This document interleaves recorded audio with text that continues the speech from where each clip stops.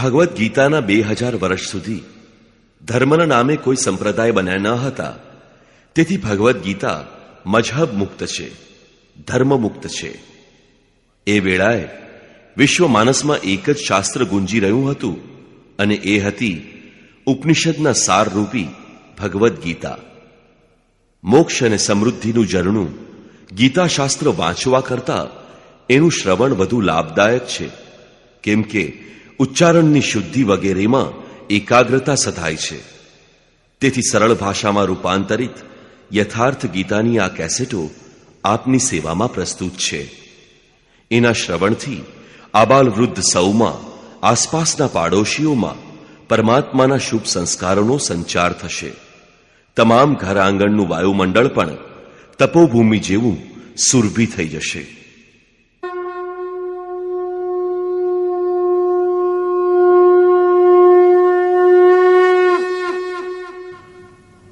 ઓમ શ્રી પરમાત્મને નમઃ. યથાર્થ ગીતા, શ્રીમદ ભગવદ્ ગીતા, અધ્યાય 8. 7મા અધ્યાયના અંતે યોગેશ્વર શ્રી કૃષ્ણએ કહ્યું કે પુણ્ય કર્મ, નિત્ય કર્મ, આરાધના આ બધું કરનારો યોગી બધા જ પાપોથી મુક્ત થઈને એ વ્યાપ્ત બ્રહ્મને જાણે છે. એટલે કે કર્મ કોઈક એવી વસ્તુ છે જે વ્યાપ્ત બ્રહ્મનું જ્ઞાન કરાવે છે. એ કર્મ કરનારો વ્યાપ્ત બ્રહ્મને, સંપૂર્ણ કર્મને, સંપૂર્ણ અધ્યાત્મને, સંપૂર્ણ અધિદેવ, અધિભૂત અને અધિયજ્ઞ સહિત મને જાણે છે. આથી કર્મ કોઈક એવી વસ્તુ છે જે આ બધાનો પરિચય કરાવે છે. તેઓ અંતકાળમાં પણ મને જ જાણે છે. તેઓનું જ્ઞાન ક્યારેય વિસ્મૃત થતું નથી. આ અંગે અર્જુને આ અધ્યાયની શરૂઆતમાં એ જ શબ્દોનું પુનરાવર્તન કરતા પ્રશ્ન કર્યો. અર્જુન ઉવાચ,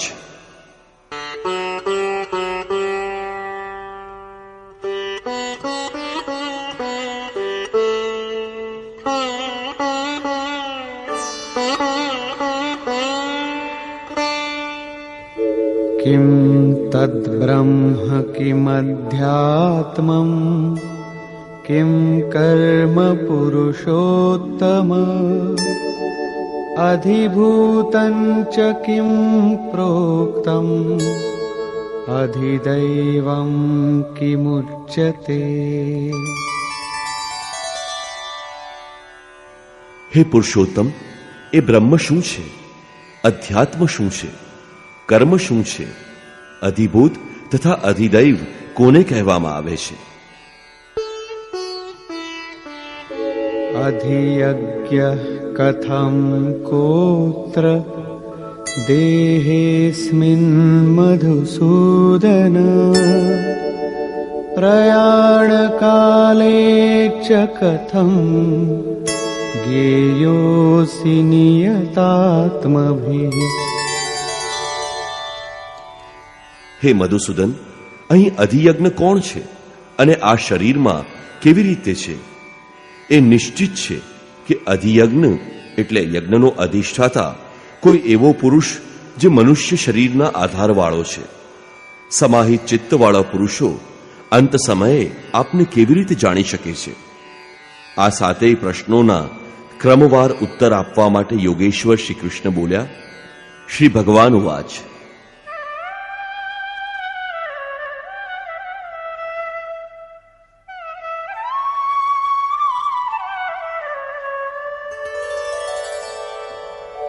અક્ષરમ બ્રહ્મ પરમં સ્વભાવોધ્યાત્મમુચ્યતે ભૂતભાવોદ્ભવ કરો વિસર્ગ કર્મ સંગીતઃ. અક્ષરમ બ્રહ્મ પરમ, જે અક્ષય છે, જેનો ક્ષય થતો નથી, એ જ પરમ બ્રહ્મ. સ્વભાવ અધ્યાત્મમ ઉચ્યતે, સ્વયં પોતાનામાં સ્થિર ભાવ જ અધ્યાત્મ એટલે કે આત્માનું આધિપત્ય છે.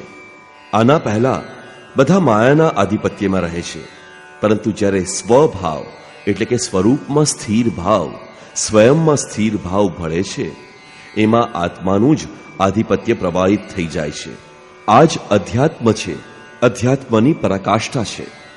ભૂત ભાવોદ્ભવ કરહ, ભૂતોનો એ ભાવ જે કંઈક ને કંઈક ઉદ્ભવ કરે છે, એટલે કે પ્રાણીઓના એ સંકલ્પ જે સારા અથવા ખરાબ સંસ્કારોની સંરચના કરે છે, એમનો વિસર્ગ એટલે કે વિસર્જન, એમનો નાશ થવો, એ જ કર્મની પરાકાષ્ઠા છે.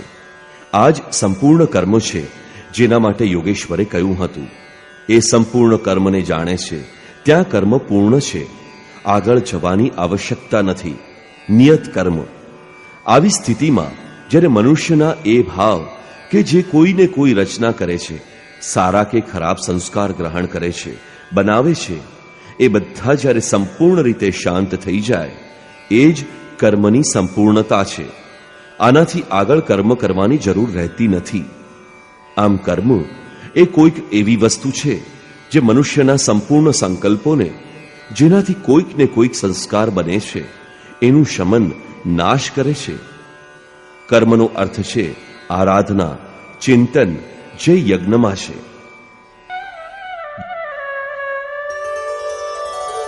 અધિભૂતં ક્ષરો ભાવઃ પુરુષશ્ચાધિદૈવતમ અધિયજ્ઞોહમેવાત્ર દેહે દેહભૃતાં વર. જ્યાં સુધી અક્ષય ભાવ પ્રાપ્ત થતો નથી ત્યાં સુધી સંપૂર્ણ અક્ષર ભાવ, અધિભૂત એટલે કે ભૂતોના આધારરૂપ છે. એ જ મનુષ્યની ઉત્પત્તિનું કારણ છે. પુરુષ ચ અધિદૈવતમ, અને પ્રકૃતિથી પર જે પરમ પુરુષ છે એ જ અધિદૈવ એટલે કે સંપૂર્ણ દેવો, દૈવી સંપદનો અધિષ્ઠાતા છે.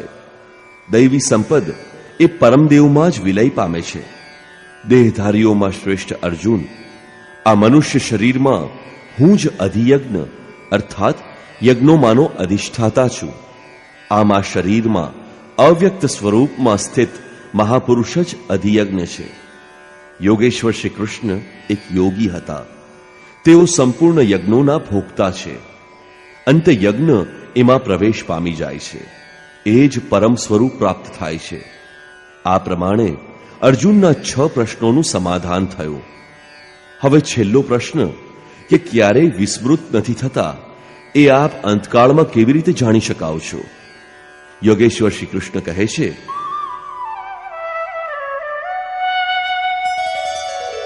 અંતકાલે ચ મામેવ સ્મરન મુક્ત્વા કલેવરમ યહ પ્રયાતિ સમદ્ભાવમ યાતિ નાસ્ત્યત્ર સંશયઃ. જે પુરુષ અંતકાળે એટલે કે મનના નિગ્રહ અને વિલય કાળમાં મારું જ સ્મરણ કરતો શરીરના સંબંધ છોડી અલગ થઈ જાય છે, તે મદભાવ સાક્ષાત મારા સ્વરૂપને જ પામે છે, એમાં સંશય નથી.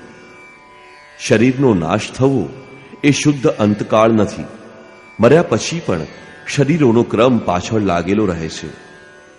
સંચિત સંસ્કારોનો સ્તર સમાપ્ત થઈ ગયા બાદ તરત જ મનનો નિગ્રહ થઈ જાય છે, અને એ મન પણ જ્યારે વિલીન થઈ જાય તો ત્યાં જ અંતકાળ છે.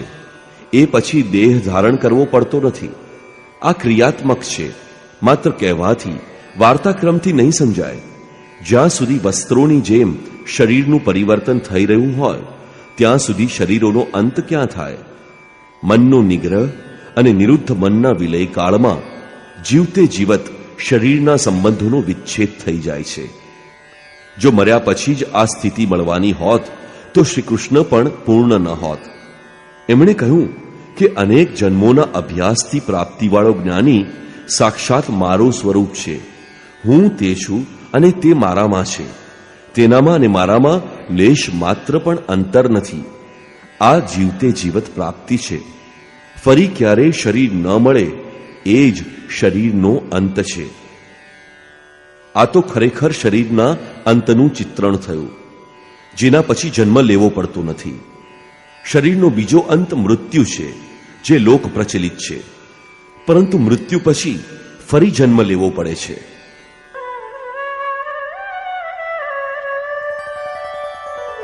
યમ યમ વાપી સ્મરન ભાવમ त्यजत्यन्ते कलेवरम् तं तमेवैति कौन्तेय सदा तद्भाव भावितः. કૌંતે, મૃત્યુ સમયે મનુષ્ય જે કોઈ ભાવનું સ્મરણ કરતા કરતા શરીરનો ત્યાગ કરે છે એ એને જ પામે છે. ત્યારે તો આ બહુ સસ્તો સોદો છે. આ જીવન મોજ કરી મરવા પડીશું ત્યારે ભગવાનનું સ્મરણ કરી લઈશું. પરંતુ શ્રી કૃષ્ણ કહે છે આમ નથી થતું.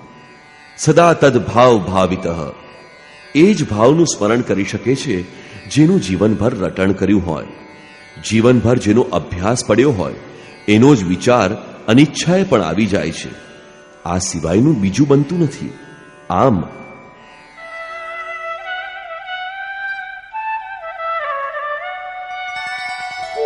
તસ્માત્ સર્વેષુ કાલેષુ મામનુસ્મર યુધ્ય ચ મય્યર્પિતમનો બુદ્ધિઃ મામે વૈશ્યસ્ય સંશયમ.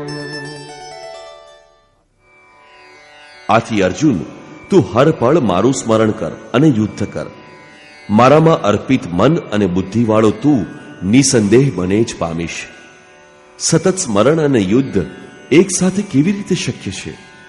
એવું બની શકે કે સતત સ્મરણ અને યુદ્ધનું આ જ સ્વરૂપ હોય કે જય કનૈયા લાલ કી, જય ભગવાન કી કહેતા રહીએ અને બાણ અથવા તો તીર ચલાવતા રહીએ. પરંતુ સ્મરણના સ્વરૂપને આગલા શ્લોકમાં સ્પષ્ટ કરતા યોગેશ્વર કહે છે,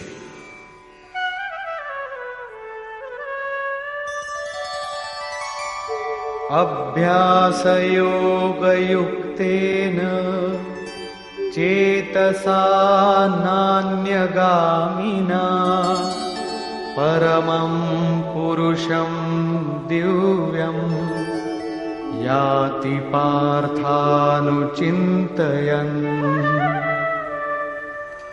હે પાર્થ, એ સ્મરણ માટે યોગના અભ્યાસથી યુક્ત થઈ. મારું સ્મરણ અને યોગનો અભ્યાસ એકબીજાના પર્યાય છે.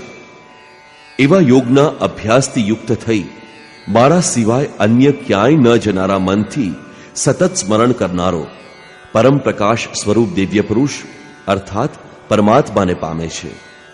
માની લઈએ કે આ પેન્સિલ ભગવાન છે, તો એના સિવાય બીજી કોઈ પણ વસ્તુ યાદ આવવી જોઈએ નહીં. એની આજુબાજુ તમને ચોપડી દેખાય કે અન્ય કંઈ પણ દેખાય તો તમારું સ્મરણ ખંડિત થઈ ગયું. સ્મરણ જ્યારે આટલું સૂક્ષ્મ તીવ્ર હોય કે ઈષ્ટ સિવાય બીજી કોઈ વસ્તુની યાદ જ ન આવે, મનમાં તરંગો પણ ન ઉઠે, તો સ્મરણ અને યુદ્ધ બંને એક સાથે કેવી રીતે બની શકે? વસ્તુતઃ જ્યારે તમે મનને બધી બાજુએથી સમેટીને પોતાના એક આરાધ્ય દેવના સ્મરણમાં પ્રવૃત્ત થશો, તો એ વખતે દુન્યવી પ્રવૃત્તિઓ કામ, ક્રોધ, રાગ, દ્વેષ વિઘ્નના રૂપમાં સામે ઉભેલી જ છે. તમે સ્મરણ કરશો, પરંતુ તે તમારી અંદર ઉદ્વેગ પેદા કરશે, તમારા મનને સ્મરણમાંથી ચલિત કરવા ચાહશે. આ બધી બાહ્ય પ્રવૃત્તિઓમાંથી પાર પડવું એ જ યુદ્ધ છે. સતત સ્મરણ દ્વારા જ એનો અંત આવી શકે. એટલા માટે સતત સ્મરણની સાથે જ યુદ્ધ શક્ય છે. ગીતાનો એક પણ શ્લોક બાહ્ય મારકાટનું, બાહ્ય યુદ્ધનું સમર્થન નથી કરતો. સ્મરણ કોનું કરવું એ વિશે કહે છે,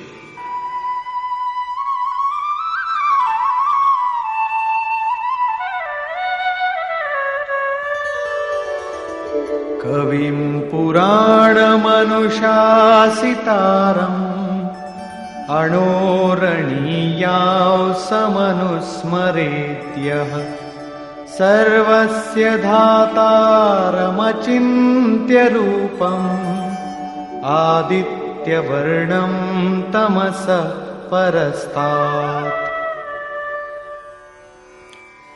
એ યુદ્ધની સાથે એ પુરુષ સર્વજ્ઞ, અનાદિ, સર્વનો નિયંતા, સૂક્ષ્મથી પણ વધુ સૂક્ષ્મ, સર્વનું ધારણ પોષણ કરનાર, પરંતુ અચિંત્ય, એટલે કે જ્યાં સુધી મન અને મનના તરંગો છે ત્યાં સુધી તે દેખાતું નથી. મનના નિગ્રહ અને વિલય કાળમાં જ એ જણાય છે એવું અચિંત્ય, નિત્ય પ્રકાશ સ્વરૂપ અને અજ્ઞાન મોહથી પર એ પરમાત્માનું સ્મરણ કરે છે. આગળ કહ્યું મારું ચિંતન કરે છે, અહીં કહે છે પરમાત્માનું. આમ એ પરમાત્માના સ્મરણ ધ્યાનનું માધ્યમ તત્વસ્થિત મહાપુરુષ છે. એ જ ક્રમમાં પ્રયાણ કાલે મનસાચલેન ભક્ત્યા યુક્તો યોગ બલેન ચૈવ ભ્રુવોર્મધ્યે પ્રાણમાવેશ્ય સમ્યક સતમ પરમ પુરુષમુપૈતિ દિવ્યમ. જે સતત એ પરમાત્માનું સ્મરણ કરે છે એ ભક્તિયુક્ત પુરુષ પ્રયાણ કાળે મનની વિલીન અવસ્થા કાળમાં યોગ બળથી અર્થાત એ નિયત કર્મના આચરણ દ્વારા ભ્રુકુટીની મધ્યમાં પ્રાણને સારી રીતે સ્થિર કરી, પ્રાણ અપાનને સારી રીતે સમ કરીને, એટલે કે ન અંદરથી ઉદ્વેગ ઉત્પન્ન થાય, ન બાહ્ય સંકલ્પવાળું હોય, સત રજ તમ સારી રીતે શાંત હોય, ધ્યાન ઇષ્ટમાં જ સ્થિર હોય, એ સમયે એ અચળ મન એટલે કે સ્થિર બુદ્ધિવાળા પુરુષ એ દિવ્ય પુરુષ પરમાત્માને પામે છે. સતત યાદ રાખવાનું કે એ એક પરમાત્માની પ્રાપ્તિનું વિધાન યોગ છે. એના માટે નિયત ક્રિયાનું આચરણ જ યોગ ક્રિયા છે, જેનું સવિસ્તાર વર્ણન યોગેશ્વરે 4 અને 6 અધ્યાયમાં કરી દીધું છે. હમણાં એમણે કહ્યું નિરંતર મારું જ સ્મરણ કરો. કેવી રીતે કરવું? તો આવી યોગ ધારણામાં સ્થિર રહીને કરવાનું છે. આમ કરનારો દિવ્ય પુરુષને પરમાત્માને પ્રાપ્ત કરે છે, જે ક્યારેય ભૂલાતો નથી. અહીં તમે અંત સમયે કેવી રીતે યાદ આવો છો એ પ્રશ્નનું નિરાકરણ થયું. પામવા યોગ્ય પદનું ચિત્રણ જુઓ, જે ગીતામાં દરેક સ્થળે આવ્યું છે. યદક્ષરં વેદવિદો વદન્તિ વિશન્તિ યદ્યતયો વીતરાગા યદિચ્છન્તો બ્રહ્મચર્યં ચરન્તિ તત્તે પદં સંગ્रहेण પ્રવક્ષ્યે. વેદવિદ અર્થાત અવિદિત તત્વને પ્રત્યક્ષ જાણનારા લોકો જે પરમપદને અક્ષરમ અક્ષય કહે છે, વિરક્ત મહાત્મા જેમાં પ્રવેશ માટે પ્રયત્નશીલ રહે છે, જે પરમપદને ઈચ્છનારા બ્રહ્મચર્યનું પાલન કરે છે. બ્રહ્મચર્યનો અર્થ અહીં માત્ર જનનેન્દ્રિયનો નિગ્રહ જ નહીં, પણ બ્રહ્મ આચરતી સ બ્રહ્મચારી, બાહ્ય સંબંધોને મનમાંથી ત્યાગી બ્રહ્મનું નિરંતર ચિંતન સ્મરણ એ જ બ્રહ્મચર્ય છે. જે બ્રહ્મનું દર્શન કરાવી એમાં જ સ્થાન અપાવી શાંત થઈ જાય છે. આ આચરણથી ઇન્દ્રિય સંયમ જ નહીં, બલકે સકળ ઇન્દ્રિયો સંયમશીલ બની જાય છે. આ રીતે જે બ્રહ્મચર્યનું પાલન કરે છે, જે હૃદયમાં રાખવા યોગ્ય છે, ધારણ કરવા યોગ્ય છે, એ પદને હું તારા માટે કહીશ. એ પદ શું છે, કેવી રીતે પ્રાપ્ત કરી શકાય છે, એ વિશે યોગેશ્વર શ્રી કૃષ્ણ કહે છે.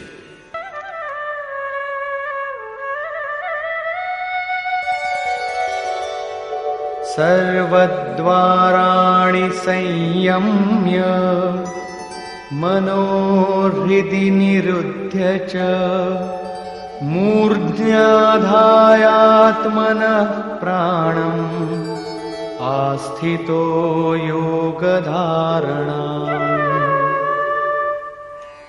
બધી ઇન્દ્રિયોના દરવાજાઓને રોકીને, એટલે કે સર્વ ઇન્દ્રિયોનો સંયમ કરીને, વાસનાઓથી અલગ રહીને, મનને હૃદયમાં સ્થાપીને, ધ્યાન હૃદયમાં જ ધરી શકાય છે, બહાર નહીં. પૂજા બહાર નથી થતી. એટલે મનને હૃદયમાં સ્થાપીને પ્રાણ એટલે કે અંતઃકરણના કાર્યોને મસ્તકમાં જ નિગ્રહ કરીને યોગ ધારણામાં સ્થિત થઈ યોગને ધારણ કરી રાખવાનો છે, બીજો કોઈ માર્ગ જ નથી. આ પ્રમાણે સ્થિર થઈ ઓમિત્યેકાક્ષરં બ્રહ્મ વ્યાહરન મામનુસ્મરન યહ પ્રયાતિ ત્યજન દેહં સયાતિ પરમાં ગતિમ. જે પુરુષ ઓમ ઇતિ, ઓમ એટલું જ જે અક્ષય બ્રહ્મનો પરિચય કરાવનાર છે, તેનો જપ અને મારું સ્મરણ કરતા કરતા દેહનો ત્યાગ કરી જાય છે, તે પુરુષ ઉત્તમ ગતિને પામે છે. શ્રી કૃષ્ણ યોગેશ્વર પરમ તત્વોમાં સ્થિત મહાપુરુષ હતા, સદગુરુ હતા. યોગેશ્વર શ્રી કૃષ્ણએ બતાવ્યું કે ઓમ એ અક્ષય બ્રહ્મનો પરિચય કરાવનાર છે. તું એનો જપ કર અને મારું ધ્યાન ધર. પ્રાપ્તિના દરેક મહાપુરુષનું નામ એ જ હોય છે, જેનું એ પ્રાપ્ત છે, જેમાં એનો વિલય છે. એટલા માટે ઓમનું બતાવ્યું અને રૂપ પોતાનું. યોગેશ્વરે કૃષ્ણ કૃષ્ણ જપવાનો નિર્દેશ નથી કર્યો. સમય જતા ભાવુકોએ એમનું નામ પણ જપવાનું ચાલુ કરી દીધું અને એઓ પોતાની શ્રદ્ધા મુજબ ફળ પણ મેળવે છે. જેમ કે મનુષ્યની શ્રદ્ધા જ્યાં સ્થિર થઈ જાય છે, ત્યાં હું જ એની શ્રદ્ધાને વધારું છું અને હું જ ફળની ક્રિયા કરું છું. ભગવાન શિવે રામ શબ્દ જપવા ઉપર ભાર મૂક્યો. રમંતે યોગિનઃ યસ્મિન સ રામ. તો કબીરજી કહે છે, રા और म के बीच में कबीरा रहा लुकाय. રા અને મ આ બે અક્ષરોની વચ્ચે કબીર પોતાના મનને રોકવામાં સક્ષમ બની ગયા.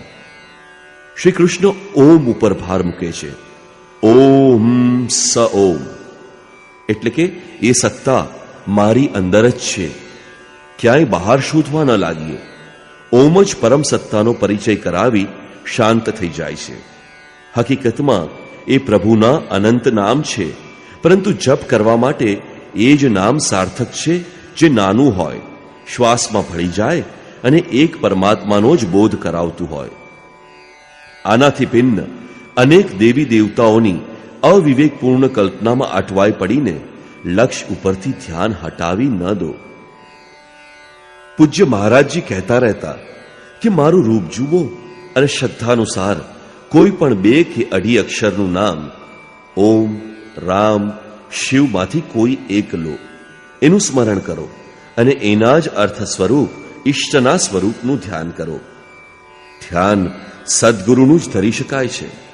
તમે રામ, કૃષ્ણ અથવા વિતરાગ વિષય વા ચિત્તમ વિરક્ત મહાત્માઓ અથવા યથાભિમત ધ્યાનાદ્વા કોઈનું પણ સ્વરૂપ પકડો, તેવો અનુભવમાં તમને મળશે અને તમારા સમકાલીન કોઈ સદગુરુ તરફ વાળશે. એમના માર્ગદર્શનથી તમે ધીમે ધીમે પ્રકૃતિના ક્ષેત્રથી પાર થતા જશો. હું પણ શરૂઆતમાં એક દેવતા કૃષ્ણના વિરાટ રૂપના ચિત્રનું ધ્યાન ધરતો હતો, પરંતુ પૂજ્ય મહારાજજીના અનુભવી પ્રવેશની સાથે તે શાંત થઈ ગયું. પ્રારંભિક સાધક નામ તો જપે છે, પરંતુ મહાપુરુષના સ્વરૂપનું ધ્યાન ધરતા ખચકાય છે. તેઓ પોતે કેળવેલી માન્યતાઓનો પૂર્વગ્રહ છોડી શકતા નથી. તેઓ કોઈ બીજા દેવનું ધ્યાન ધરે છે, જેનો યોગેશ્વર શ્રી કૃષ્ણએ નિષેધ કર્યો છે.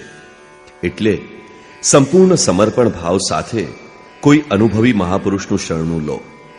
પુણ્ય પુરુષાર્થ સબળ બનતા જ કુતર્કોનો નાશ થશે અને યોગ્ય ક્રિયામાં પ્રવેશ મળી જશે.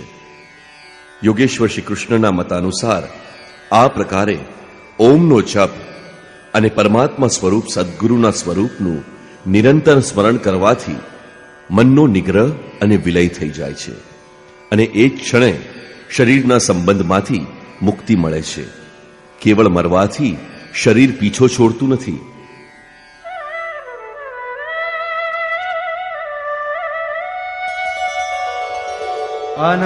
અનન્યચેતા સતતમ યો માં સ્મરતિ નિત્યશઃ તસ્યાહં સુલભ પાર્થ નિત્યયુક્તસ્ય યોગિનઃ. મારા સિવાય અન્ય કોઈ ચિત્તમાં છે જ નહીં, તે અન્ય કોઈનું સ્મરણ ન કરતા એટલે કે અનન્ય ભાવથી સ્થિર થઈ જે નિરંતર મારું સ્મરણ કરે છે તે સર્વદા મારાથી યુક્ત પુરુષને હું સુલભ છું. આપ સુલભ થવાથી શું મળશે? मामुपेत्य पुनर्जन्म दुःखालयमशाश्वतम् नाप्नुवन्ति महात्मानः संसिद्धिं परमां गताः. મને પ્રાપ્ત કરવાથી તેઓને દુઃખના સ્થાન સ્વરૂપ ક્ષણભંગુર પુનર્જન્મ નથી મળતો, પરંતુ પરમ સિદ્ધિને પ્રાપ્ત કરે છે. એટલે મને પ્રાપ્ત થવું અથવા પરમ સિદ્ધિની પ્રાપ્તિ થવી એક જ વાત છે. માત્ર ભગવાન જ એવા છે જેમને પામીને એ પુરુષનો પુનર્જન્મ થતો નથી. તો પછી પુનર્જન્મની સીમા ક્યાં સુધી છે? આ બ્રહ્મ ભુવનાલોકા પુનરાવર્તિનોર્જુન મામુપેત્ય તુ કૌન્તેય પુનર્જન્મ ન વિદ્યતે. હે અર્જુન, બ્રહ્માથી લઈને કીટ પતંગિયા જેવા સૌ લોક પુનરાવર્તી છે, જન્મવા અને મરવા તથા ફરી ફરી એ જ ક્રમમાં ફરનારા છે. પરંતુ હે કૌંતેય, મને પ્રાપ્ત કરીને એ પુરુષનો પુનર્જન્મ થતો નથી. ધર્મગ્રંથોમાં લોક પરલોકની કલ્પનાઓ તો ઈશ્વર પત્ની વિભૂતિઓનો બોધ કરાવવા માટેનો આંતરિક અનુભવ કે રૂપક માત્ર છે. આકાશમાં ન કોઈ એવો ખાડો છે જ્યાં કીડા કરડતા હોય અને ન કોઈ એવો મહેલ છે જે સ્વર્ગ કહેવાતું હોય. દૈવી કર્મો સાથે જોડાયેલો પુરુષ દેવતા અને આસુરી કર્મોથી બંધાયેલો મનુષ્ય અસુર છે. શ્રી કૃષ્ણના જ સગા કંસ રાક્ષસ અને બાણાસુર દૈત્ય હતા. દેવ, માનવ અને કીટક યોની જ જુદા જુદા લોક છે. શ્રી કૃષ્ણના કહેવા મુજબ આ જીવાત્મા મન સહિત પાંચે ઇન્દ્રિયોને લઈને જન્મ જન્માંતરના સંસ્કારોને અનુરૂપ નવું શરીર ધારણ કરી લે છે. અમર કહેવાતા દેવો પણ મરણધર્મા છે. ક્ષીણે પુણ્યે મર્ત્ય લોકમ વિશંતિ. આનાથી મોટી ક્ષતિ કઈ હોઈ શકે? એ દેવ શરીર પણ શું કામનું જેમાં સંચિત પુણ્યનો પણ નાશ થઈ જાય? દેવલોક, પશુલોક, કીટ પતંગાદી લોક ભોગલોક માત્ર છે. કેવળ મનુષ્ય જ કર્મોનો રચયિતા છે, જેના થકી તે એ પરમધામ સુધીની સ્થિતિને પામી શકે છે જ્યાંથી પુનરાવર્તન નથી થતું. અર્થાત યોગ્ય કર્મનું આચરણ કરી મનુષ્ય દેવતા બની જાય, બ્રહ્માનું સ્થાન મેળવી લે, પરંતુ એ પુનર્જન્મમાંથી ત્યાં સુધી નથી બચી શકતો જ્યાં સુધી મનનો નિરોધ અને વિલયની સાથે સાથે પરમાત્માનો સાક્ષાત્કાર કરી એ પરમ ભાવમાં સ્થિર થઈ ન જાય. ઉદાહરણ તરીકે ઉપનિષદ પણ આ જ સત્યનું અનુમોદન કરે છે. યદા સર્વે પ્રમુચ્યંત કામ યસ્ય હૃદય સ્થિતાઃ અથ મર્ત્યાન્મૃતો ભવત્યત્ર બ્રહ્મ સમશ્નુતે.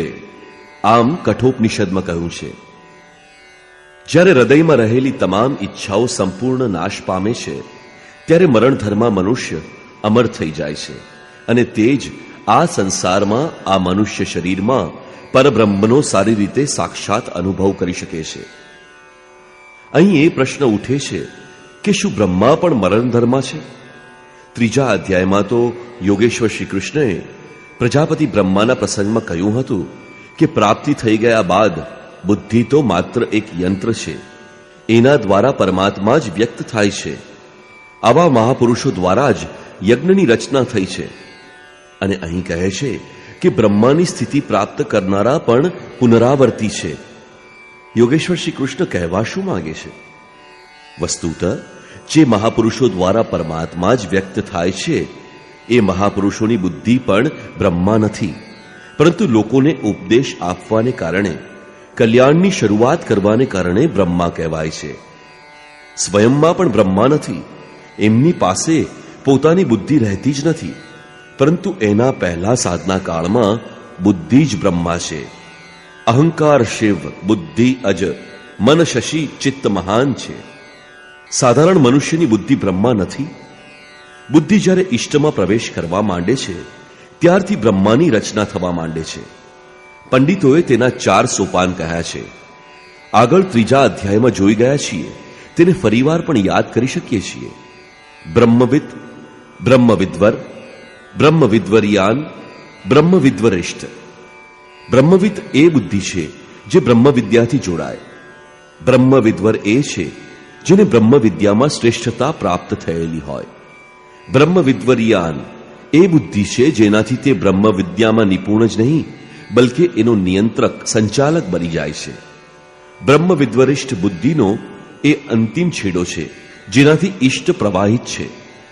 અહીં સુધી જ બુદ્ધિનું અસ્તિત્વ છે, કારણ કે પ્રવાહિત થનાર ઇષ્ટ અહીં ક્યાંય અલગ છે અને ગ્રહણ કરતા બુદ્ધિ પણ અલગ છે. હજી તે પ્રકૃતિની મર્યાદામાં છે. આવી શ્રેષ્ઠ અવસ્થાવાળો પુરુષ પણ પુનર્જન્મની મર્યાદામાં છે. હવે સ્વયં પ્રકાશ સ્વરૂપમાં જ્યારે બુદ્ધિ બ્રહ્મમાં રહે છે એ જાગૃત છે તો સંપૂર્ણ ભૂત એટલે કે ચિંતનનો પ્રવાહ જાગૃત છે, અને જ્યારે મોહમાં રહે છે ત્યારે નિશ્ચેતન છે. આને જ પ્રકાશ અને અંધકાર, રાત અને દિવસ કહેવામાં આવે છે. હવે જોઈએ, બ્રહ્મા એટલે કે બ્રહ્મ વિદ્વતાની એ પંક્તિ જેમાં ઇષ્ટ પ્રવાહિત છે, એને પ્રાપ્ત કરનાર સર્વોત્તમ બુદ્ધિમાં પણ વિદ્યા જે સ્વયં પ્રકાશ સ્વરૂપ છે એમાં ભળે છે. એનો દિવસ અને મોહની રાત્રિ, પ્રકાશ અને અંધકારનો ક્રમ ચાલુ જ રહે છે. અહીં સુધી સાધકમાં માયા સફળ રહે છે. પ્રકાશકાળમાં અચેત પ્રાણી સચેત બની જાય છે, એને ધ્યેય દેખાવા માંડે છે. બુદ્ધિના અંતરાલમાં આ અવિદ્યાની રાત્રિના પ્રવેશકાળમાં બધા જ પ્રાણી અચેત બની જાય છે. બુદ્ધિ નિર્ણય લઈ શકતી નથી, સ્વરૂપ તરફ આગળ વધવાનું બંધ થઈ જાય છે. આ જ બ્રહ્માનો દિવસ અને આ જ બ્રહ્માની રાત્રિ છે. દિવસના પ્રકાશમાં બુદ્ધિની હજારો પ્રવૃત્તિઓમાં ઈશ્વરીય પ્રકાશ છવાઈ જાય છે, અને મોહની રાત્રિમાં એ જ હજારો પ્રવૃત્તિઓમાં અચેતાવસ્થાનો અંધકાર છવાઈ જાય છે. શુભ અને અશુભ, વિદ્યા અને અવિદ્યા, આ બંને પ્રવૃત્તિઓ સંપૂર્ણ શાંત થઈ જાય ત્યારે, એટલે કે અચેત અને સચેત, રાત્રિમાં વિલીન અને દિવસમાં ઉત્પન્ન બંને પ્રકારના ભૂતોનો સંકલ્પ પ્રવાહનો નાશ થઈ જવાથી એ અવ્યક્ત બુદ્ધિથી પણ પર શાશ્વત અવ્યક્ત ભાવ પ્રાપ્ત થાય છે. તે ફરી ક્યારેય નાશ પામતો નથી. ભૂતોની અચેત અને સચેત બંને પરિસ્થિતિઓ મટી જાય ત્યારે જ એ સનાતન ભાવ પ્રાપ્ત થાય છે. બુદ્ધિની ઉપરયુક્ત 4 અવસ્થાઓ પ્રાપ્ત કરનારો પુરુષ જ મહાપુરુષ છે. એના અંતરાલમાં બુદ્ધિ નથી. બુદ્ધિ પરમાત્માના યંત્ર જેવી બની ગઈ છે, પરંતુ લોકોને તે ઉપદેશ આપે છે, નિશ્ચયપૂર્વક પ્રેરણા આપે છે. એથી એનામાં બુદ્ધિ પ્રતીત થાય છે, પરંતુ તે બુદ્ધિના સ્તરથી પર છે. એ પરમ અવ્યક્ત ભાવમાં જ સ્થિત છે. એનો પુનર્જન્મ નથી થતો, પરંતુ એ અવ્યક્તની પરિસ્થિતિની પહેલા, જ્યાં સુધી એની પાસે સ્વબુદ્ધિ છે, જ્યાં સુધી એ બ્રહ્મા છે ત્યાં સુધી તે બ્રહ્મા છે. એ પુનર્જન્મની સીમામાં જ છે. આ તથ્યો ઉપર પ્રકાશ ફેંકતા યોગેશ્વર શ્રી કૃષ્ણ કહે છે,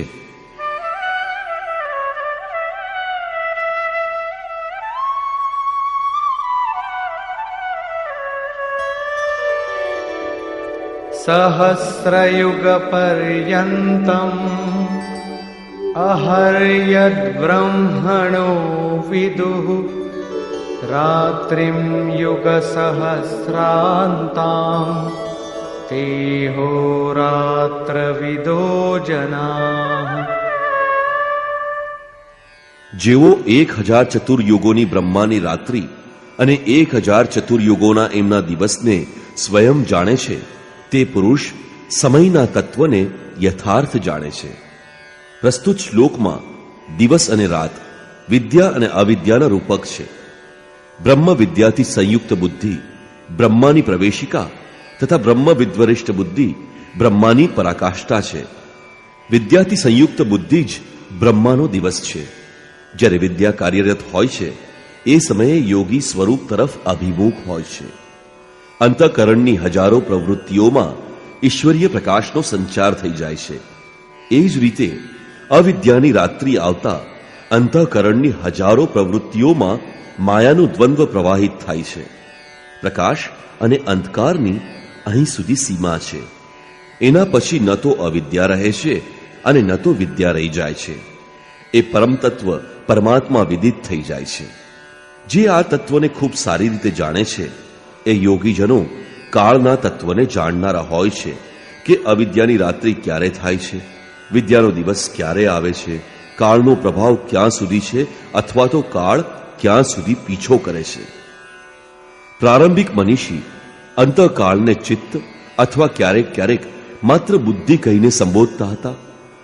કાળાંતરે અંતઃકરણને મન, બુદ્ધિ, ચિત્ત અને અહંકારની 4 મુખ્ય વૃત્તિઓમાં વહેંચવામાં આવ્યું. જો કે અંતઃકરણની પ્રવૃત્તિઓ અનંત છે.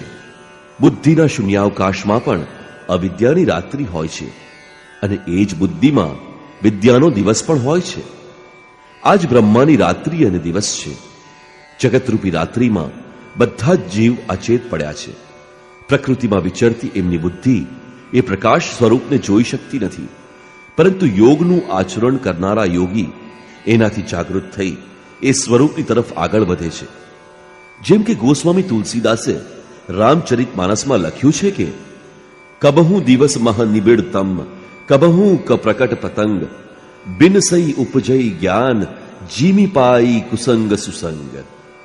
વિદ્યાથી સંયુક્ત બુદ્ધિ પણ કુસંગથી અવિદ્યામાં ફસાય છે, પરંતુ સત્સંગ પ્રાપ્ત થતા જ્ઞાનનો સંચાર એ જ બુદ્ધિમાં થઈ જાય છે.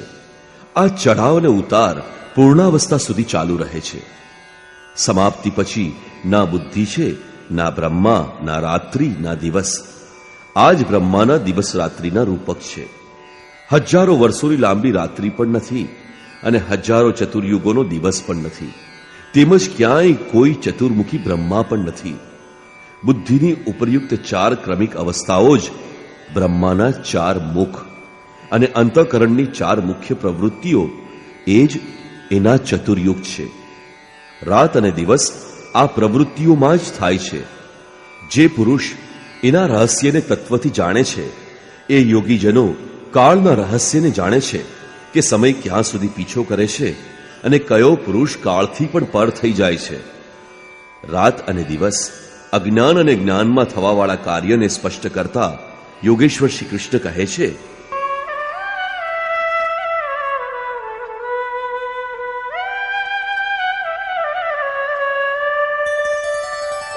अव्यक्ताद्व्यक्तयः सर्वाः प्रभवन्त्यः रागमे रात्र्यागमे प्रलीयन्ते तत्रैवाव्यक्तसंज्ञके. બ્રહ્માના દિવસની શરૂઆતમાં એટલે કે જ્ઞાનના દૈવી સંપત્તિના પ્રારંભે બધા જ પ્રાણી અવ્યક્ત બુદ્ધિમાં જાગૃત થઈ જાય છે અને રાત્રિની શરૂઆતમાં એ જ અવ્યક્ત અદ્રશ્ય બુદ્ધિમાં જાગૃતિનું સૂક્ષ્મ તત્વ અચેતન બની જાય છે. અજ્ઞાનની રાત્રિમાં તે પ્રાણીઓ પરમ સ્વરૂપને સ્પષ્ટ જોઈ શકતા નથી, પરંતુ એનું અસ્તિત્વ તો રહે જ છે. જાગૃત હોવાનું અને અચેતન હોવાનું માધ્યમ એ બુદ્ધિ છે, જે સર્વમાં અવ્યક્ત રહે છે, દ્રષ્ટિગોચર નથી થતી.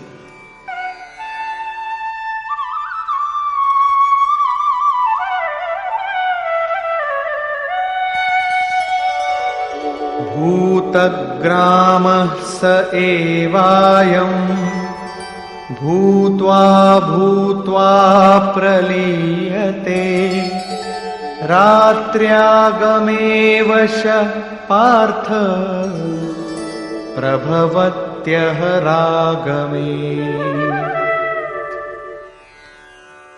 હે પાર્થ, બધા જ પ્રાણીઓ આ રીતે જાગૃત થઈને પ્રકૃતિથી વિવશ થઈ અજ્ઞાનરૂપી રાત્રિના આવવાથી અચેતન બની જાય છે. તેઓ એ નથી જાણતા કે પોતાનું લક્ષ્ય શું છે. દિવસની શરૂઆતમાં તેઓ ફરીથી જાગૃત થઈ જાય છે. જ્યાં સુધી બુદ્ધિ છે ત્યાં સુધી એના અંતરાલમાં વિદ્યા અને અવિદ્યાનો ક્રમ ચાલતો જ રહેશે. ત્યાં સુધી તે માત્ર સાધક જ છે, મહાપુરુષ નહીં. परस्तस्मात्तु भावोऽन्यो વ્યક્તો વ્યક્તાત્ સનાતનઃ યઃ સઃ સર્વેષુ ભૂતેષુ નશ્યત્સુ ન વિનશ્યતિ. એક તો બ્રહ્મા એટલે કે બુદ્ધિ અવ્યક્ત છે, ઇન્દ્રિયોથી જોઈ શકાતી નથી, અને એનાથી પર સનાતન અવ્યક્ત ભાવ છે, જે ભૂતોનો નાશ થવા છતાં પણ નાશ પામતો નથી. એટલે કે વિદ્યામાં સચેત અને અવિદ્યામાં અચેત, દિવસે ઉત્પન્ન અને રાત્રિમાં વિલીન ભાવવાળા અવ્યક્ત બ્રહ્માનો પણ લય થવા છતાં જે નષ્ટ થતો નથી, એ સનાતન અવ્યક્ત ભાવ મળે છે. બુદ્ધિમાં રહેનારા આ બંને ચઢાવ ઉતાર જ્યારે શાંત થઈ જાય છે, ત્યારે સનાતન અવ્યક્ત ભાવ મળે છે. એ જ મારું પરમધામ છે. જ્યારે સનાતન અવ્યક્ત ભાવ પ્રાપ્ત થાય છે, ત્યારે બુદ્ધિ પણ એ ભાવમાં રંગાઈ જાય છે, એ ભાવને ધારણ કરી લે છે. એટલે એ બુદ્ધિ પોતે તો નાશ પામે છે, અને એના સ્થાને સનાતન અવ્યક્ત ભાવ જ શેષ રહી જાય છે.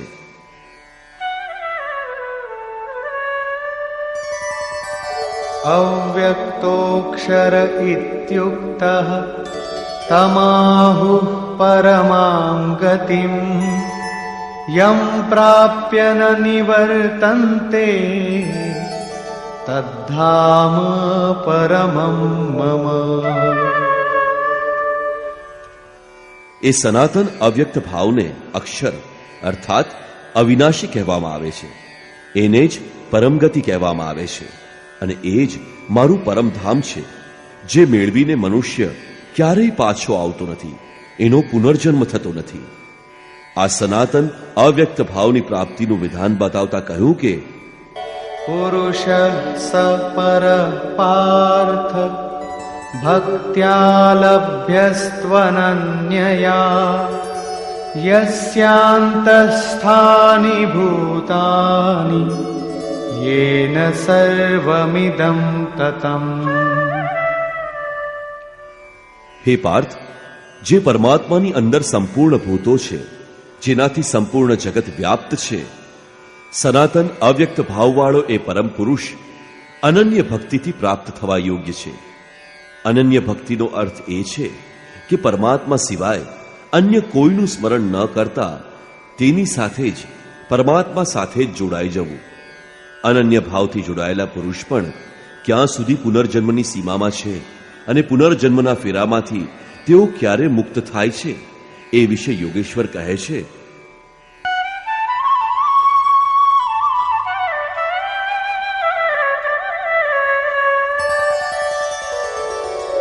યત્ર કાલે ત્વનાવૃત્તિમ આવૃત્તિમ ચૈવ યોગિનઃ પ્રયાતા યાન્તિ તં કાલં વક્ષ્યામિ ભરતર્ષભ.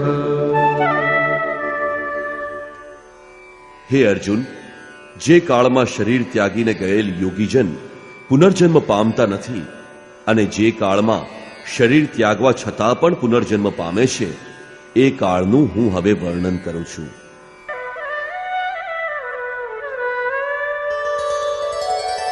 અગ્નિર્જ્યોતિરઃ શુક્લઃ ષण्मासा ઉત્તરાયણમ તત્ર પ્રયાતા ગચ્છન્તિ બ્રહ્મ બ્રહ્મવિદો જનાઃ. શરીર સંબંધનો ત્યાગ કરતી વખતે જેની સમક્ષ પ્રજ્વલિત જ્યોતિર્મય અગ્નિ સળગી રહ્યો હોય, દિવસનો પ્રકાશ ફેલાઈ રહ્યો હોય, સૂર્ય ચમકી રહ્યો હોય, શુક્લ પક્ષનો ચંદ્ર વધી રહ્યો હોય, ઉત્તરાયણનું નિરભ્ર અને સુંદર આકાશ હોય, એ કાળે પ્રયાણ કરવાવાળા બ્રહ્મવેત્તા યોગીજન બ્રહ્મને પામે છે. અગ્નિ બ્રહ્મ તેજનું પ્રતીક છે. દિવસ જ્ઞાનનો પ્રકાશ છે. શુક્લ પક્ષ નિર્મળતાનું દ્યોતક છે. વિવેક, વૈરાગ્ય, શમ, દમ, તેજ અને બુદ્ધિના 6 ઐશ્વર્ય જ 6 માસ છે. ઉર્ધ્વ રેતા સ્થિતિ જ ઉત્તરાયણ છે. પ્રકૃતિથી સર્વથા પર આવી અવસ્થામાં મૃત્યુ પામનાર બ્રહ્મવેત્તા યોગીજન બ્રહ્મને પામે છે. એનો પુનર્જન્મ થતો નથી. પરંતુ અનન્ય ચિત્તથી જોડાયેલ યોગીજન જો આ આલોકને પ્રાપ્ત ન કરી શકે, જેમની સાધના હજુ પૂર્ણ નથી, એમનું શું થાય છે? આ બાબતે કહે છે,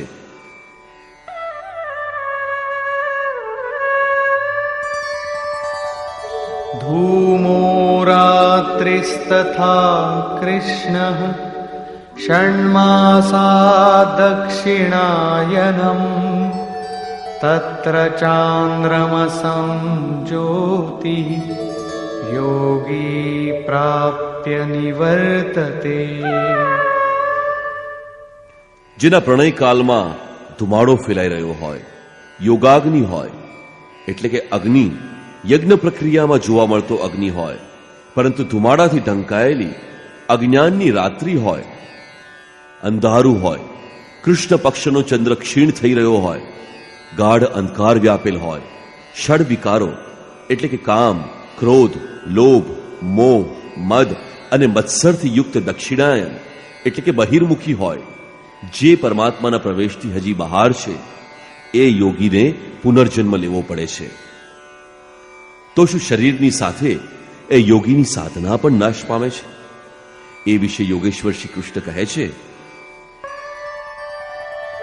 શુક્લ કૃષ્ણે ગતિ હેતે જગત શાશ્વતે મતે એકયા યાત્યનાવૃત્તિમ અન્યયા વર્તતે પુનઃ. ઉપરયુક્ત શુક્લ અને કૃષ્ણ બંને પ્રકારની ગતિ જગતમાં શાશ્વત છે, એટલે કે સાધનાનો વિનાશ ક્યારેય થતો નથી. એક શુક્લ અવસ્થામાં પ્રયાણ કરવાવાળો પાછો ન આવવાની પરમ ગતિને પ્રાપ્ત કરે છે, અને બીજી અવસ્થામાં જેમાં ક્ષીણ પ્રકાશ અને હજુ અંધકાર છે, એવી અવસ્થામાં ગયેલ પાછો ફરે છે, ફરી જન્મ લે છે. જ્યાં સુધી પૂર્ણ પ્રકાશ નથી મળતો ત્યાં સુધી તેને ભજન કરવાનું છે. પ્રશ્ન પૂરો થયો. હવે તેના સાધન ઉપર ફરી ભાર મૂકતા કહ્યું કે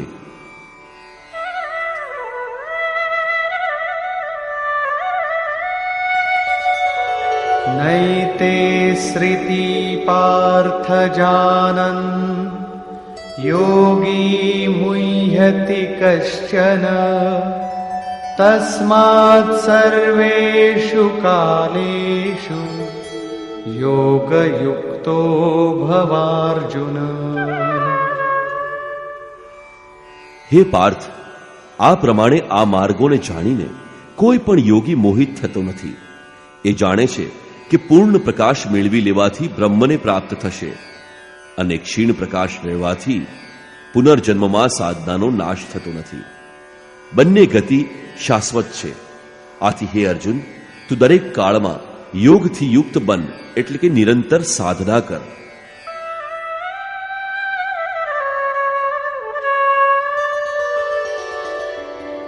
વેદેષુ યજ્ઞેષુ તપસ્સુ ચૈવ દાનેષુ યત પુણ્યફલં પ્રદિષ્ટં અત્યેતિ તત્સર્વમિદં વિદિત્વા યોગી પરમ સ્થાનમુપૈતિ ચાદ્યમ. એને સાક્ષાત્કાર સહિત જાણીને, માનીને નહીં, એને સાક્ષાત્કાર સહિત જાણીને યોગી વેદ, યજ્ઞ, તપ અને દાનના પુણ્ય ફળોને નિસંદેહ ઓળંગી જાય છે અને સનાતન પરમ પદને પામે છે. અવિદિત પરમાત્માની સાક્ષાત જાણકારીનું નામ વેદ છે. એ અવિદિત તત્વ જ્યારે જાણી લીધું તો હવે કોણ કોને જાણે? આથી વિદિત થયા પછી વેદોનું પ્રયોજન પણ સમાપ્ત થઈ જાય છે, કારણ કે જાણનારો જુદો નથી. યજ્ઞ અર્થાત આરાધનાની નિયત ક્રિયા જરૂરી હતી, પરંતુ જ્યારે તે તત્વ વિદિત થઈ ગયું તો કોના માટે ભજન કરવું? મન સહિત ઇન્દ્રિયોને ધ્યેયને અનુરૂપ તપાવવું એ જ તપ છે. લક્ષ્ય પ્રાપ્ત થયા પછી કોના માટે તપ કરવું? મન, વચન અને કર્મથી સર્વતો ભાવે સમર્પણ એ દાન છે. આ બધાનું પુણ્ય ફળ છે, પરમાત્માની પ્રાપ્તિ. ફળ પણ હવે અલગ નથી. તેથી હવે આ બધાની આવશ્યકતા રહી નથી. એ યોગી યજ્ઞ, તપ, દાન વગેરેના ફળને પણ પાર કરી જાય છે. એ પરમ પદને પ્રાપ્ત કરે છે. નિષ્કર્ષ. આ અધ્યાયમાં 5 મુખ્ય બાબતો ઉપર વિચાર કરવામાં આવ્યો છે, જેમાં સર્વપ્રથમ 7મા અધ્યાયના અંતે યોગેશ્વર શ્રી કૃષ્ણ દ્વારા બીજારોપિત પ્રશ્નોને સ્પષ્ટ સમજાવવાના હેતુથી આ અધ્યાયની શરૂઆતમાં અર્જુને 7 પ્રશ્ન કર્યા કે ભગવાન, જેને આપે બ્રહ્મ કહ્યો એ બ્રહ્મ શું છે? તે અધ્યાત્મ શું છે? તે સંપૂર્ણ કર્મ શું છે? અધિદૈવ, અધિભૂત અને અધિયજ્ઞ શું છે? અને અંતકાળે આપને કેવી રીતે જાણી શકાય કે ક્યારેય વિસ્મૃત થતા નથી? યોગેશ્વર શ્રી કૃષ્ણએ જણાવ્યું કે જેનો ક્યારેય વિનાશ નથી થતો એ પરબ્રહ્મ છે. સ્વયંની પ્રાપ્તિવાળો પરમ ભાવ જ અધ્યાત્મ છે, જેનાથી જીવ માયાના આધિપત્યમાંથી નીકળીને આત્માના આધિપત્યમાં આવી જાય છે. એ અધ્યાત્મ છે. અને ભૂતોનો ભાવ જે શુભ અથવા અશુભ સંસ્કારોને ઉત્પન્ન કરે છે, એ ભાવોનું શાંત થવું, વિસર્ગ, નાશ પામવો એ જ કર્મની સંપૂર્ણતા છે. એની આગળ કર્મ કરવાની જરૂર રહેતી નથી. કર્મ તે એવી વસ્તુ છે જે સંસ્કારોના ઉદ્ગમને જ મિટાવી દે છે. આ પ્રમાણે ક્ષરભાવ અધિભૂત છે, એટલે કે નાશવંત જ ભૂતોને ઉત્પન્ન કરવાનું માધ્યમ છે. એ જ ભૂતોનો અધિષ્ઠાતા છે. પરમ પુરુષ જ અધિદેવ છે. તેમાં જ દૈવી સંપત્તિ વિલીન થાય છે. આ શરીરમાં અધિયજ્ઞ હું જ છું, એટલે કે જેમાં યજ્ઞ વિલય પામે છે તે હું છું. યજ્ઞનો અધિષ્ઠાતા છું, એ મારા સ્વરૂપને જ પામે છે. એટલે કે શ્રી કૃષ્ણ એક યોગી હતા. અધિયજ્ઞ કોઈક એવો પુરુષ છે જે આ શરીરમાં રહે છે, બહાર નહીં. છેલ્લો પ્રશ્ન હતો કે અંત સમયે આપ કેવી રીતે જાણવામાં આવો છો? એમણે જણાવ્યું કે જે મારું નિરંતર સ્મરણ કરે છે, મારા સિવાય અન્ય કોઈ વિષય વસ્તુનું ચિંતન કરતો નથી, અને આમ કરતા કરતા શરીરના સંબંધનો ત્યાગ કરે છે, એ મારા સાક્ષાત સ્વરૂપને પ્રાપ્ત થાય છે. એને અંતમાં પણ એ જ મેળવી શકે છે. શરીરના મૃત્યુ સમયે આની પ્રાપ્તિ થાય એવું નથી. મરવા સમયે શ્રી કૃષ્ણ મળે તો શ્રી કૃષ્ણ પૂર્ણ ન હોત. અનેક જન્મોમાંથી પસાર થઈ પામવાવાળો જ્ઞાની એમનું સ્વરૂપ ન હોઈ શકે. મનનો બધી જ રીતે નિગ્રહ અને તે નિરુદ્ધ મનનો પણ વિલય એ જ અંતકાળ છે, જ્યાં ફરી શરીરોની ઉત્પત્તિનું માધ્યમ શાંત થઈ જાય છે. એ સમયે એ પરમ ભાવમાં પ્રવેશી જાય છે અને એનો પુનર્જન્મ થતો નથી. આ પ્રાપ્તિ માટે તેમણે સ્મરણનો ઉલ્લેખ કરી જણાવ્યું કે હે અર્જુન, સતત મારું સ્મરણ કર અને યુદ્ધ કર. બંને એક સાથે કેવી રીતે થાય? કદાચ એવું થાય કે જય ગોપાલ, હે કૃષ્ણ બોલતા રહો અને લાઠી પણ ચલાવતા રહો. સ્મરણનું સ્વરૂપ એમણે સ્પષ્ટ કર્યું કે યોગ ધારણામાં સ્થિર રહી મારા સિવાય અન્ય બીજી કોઈ વસ્તુનું સ્મરણ ન કરતા સતત સ્મરણ કર. જ્યારે સ્મરણ આટલું સૂક્ષ્મ છે તો યુદ્ધ કોણ કરશે? માની લો કે આ પુસ્તક ભગવાન છે, તો એની આજુબાજુની વસ્તુ, સામે બેઠેલા લોકો કે જોયેલી સાંભળેલી અન્ય કોઈ વસ્તુ સંકલ્પમાં ન આવે, દેખાય નહીં. જો દેખાય તો સ્મરણ નથી. આવા સ્મરણમાં યુદ્ધ કેવું? વસ્તુત જ્યારે તમે આ પ્રકારે નિરંતર સ્મરણમાં પ્રવૃત્ત હશો તો એક ક્ષણે યુદ્ધનું સાચું સ્વરૂપ જણાય છે. એ સમયે માયાવી પ્રવૃત્તિ બાધાના રૂપમાં સામે આવે છે.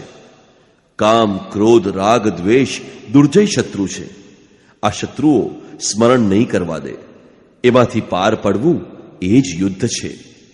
આ શત્રુઓનો નાશ થયા પછી જ વ્યક્તિ પરમ ગતિને પ્રાપ્ત કરે છે.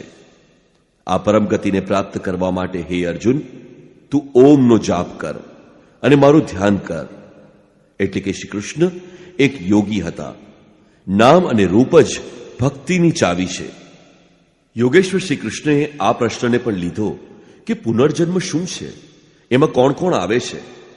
એમણે જણાવ્યું કે બ્રહ્માથી લઈને જીવ માત્ર જગત પુનરાવર્તી છે, અને આ બધાની સમાપ્તિ થયા પછી પણ મારો પરમ અવ્યક્ત ભાવ તથા એમાંની સ્થિતિ પૂર્ણ નથી થતી. આ યોગમાં જોડાયેલ પુરુષની બે ગતિ છે જે પૂર્ણ પ્રકાશને મેળવે છે. શૈડસ્વર્ય સંપન્ન ઉર્ધ્વરેતા, જેમાં સહેજ માત્ર પણ કમી નથી, તે પરમ ગતિને પ્રાપ્ત કરે છે. જો એ યોગ કરતામાં લેશ માત્ર પણ કમી હોય, કૃષ્ણ પક્ષ જેવી કાલિમાનો સંચાર હોય, આવી અવસ્થામાં જ શરીરનો ત્યાગ કરવાવાળા યોગીને જન્મ લેવો પડે છે. એ સામાન્ય જીવની જેમ જન્મ મરણના ચક્કરમાં નથી ફસાતો, બલકે જન્મ લઈને એની આગળની બાકી રહેલી સાધના પૂરી કરે છે. આ પ્રમાણે આગળના જન્મમાં એ સાધના પથને અનુસરીને પણ એ ત્યાં જ પહોંચી જાય છે, જેનું નામ પરમધામ છે. પહેલા પણ શ્રી કૃષ્ણ કહી ગયા છે કે ભજનનું થોડું પણ સાધન જન્મ મરણના મહાન ભયમાંથી ઉગારી લે છે. દોનો રાસ્તે શાશ્વત હૈ, અમીઠ હૈ. આ વાત સમજીને કોઈ પણ પુરુષ યોગમાંથી ચલિત નથી થતો. અર્જુન, તું યોગી બન. યોગી વેદ, તપ, યજ્ઞ અને દાનના પુણ્યફળને પણ ઓળંગીને પરમ ગતિને પામે છે. આ અધ્યાયમાં જગ્યાએ જગ્યાએ પરમ ગતિનો ઉલ્લેખ કર્યો છે, જેને અવ્યક્ત અક્ષર અને અક્ષર કહીને કહેવામાં આવી છે, જેનો ક્યારેય ક્ષય અથવા તો વિનાશ નથી થતો. આથી ઓમ તત્સદિતિ શ્રીમદ ભગવદ્ ગીતાસુપનિષત્સુ બ્રહ્મ વિદ્યાયા યોગ શાસ્ત્રે શ્રી કૃષ્ણાર્જુન સંવાદે અક્ષર બ્રહ્મ યોગો નામ અષ્ટમોધ્યાય. આ રીતે શ્રીમદ ભગવદ્ ગીતારૂપી ઉપનિષદ એવા બ્રહ્મ વિદ્યા તથા યોગ શાસ્ત્ર વિષયક શ્રી કૃષ્ણ અર્જુનના સંવાદમાં અક્ષર બ્રહ્મ યોગ નામનો 8મો અધ્યાય પૂર્ણ થાય છે. ઇતિ શ્રીમદ પરમહંસ પરમાનંદસ્ય શિષ્ય સ્વામી અડગડાનંદ કૃતે શ્રીમદ ભગવદ્ ગીતાયાઃ યથાર્થ ગીતા ભાષ્યે અક્ષર બ્રહ્મ યોગો નામ અષ્ટમોધ્યાય. આ પ્રમાણે શ્રીમદ પરમહંસ પરમાનંદજીના શિષ્ય સ્વામી અડગડાનંદ કૃત શ્રીમદ ભગવદ્ ગીતાના યથાર્થ ગીતા ભાષ્યમાં અક્ષર બ્રહ્મયોગ નામનો 8મો અધ્યાય પૂરો થાય છે. હરિ ઓમ તત્સત.